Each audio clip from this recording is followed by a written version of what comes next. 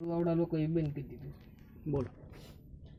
આની અંદર જતા ઉપર મોટો હોલ જેવું છે અને અંદર આપણે બહુ જ મોટી પક્કી જગ્યા છે અને પાણીનું માટલું છે અને એ બધી રીતે બહુ ચોખ્ખી જગ્યા, બહુ મોટી છે જગ્યા છે અંદર, હોલ ટાઈપની, એક જેમ બેઠક ઓલી હોય એવી જગ્યા છે. બરાબર. હા. વિશાલભાઈ કોણ અંદર જઈ?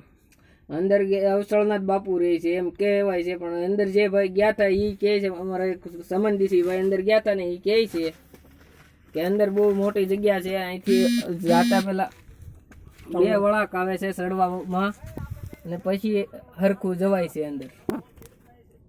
અંદર જે ભાઈ ગયા હતા એને શું શું જોયેલું? અંદર એક પાણીનું માટલું જોયું હતું અને આમ બહુ બેઠક હોલ જેવી જગ્યા છે.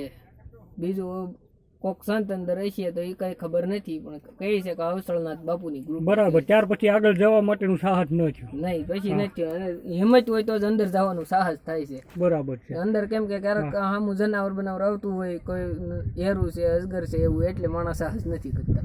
બરાબર. એટલે આડી જાળીમાં જ. તો મિત્રો, આ વિચલનાથની ગુફા છે અને આપણે જોયું કે સાહસ અહીંયા માલધારીઓ જે પોતાનો માલ ચારતા હોય એ લોકોએ અંદર જવા માટેનું સાહસ કર્યું અને આ દ્રશ્ય વિશાલભાઈએ વર્ણવ્યું કે આ જોયું.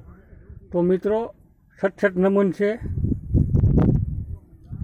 મહાદેવ. આ જ ગુફા છે.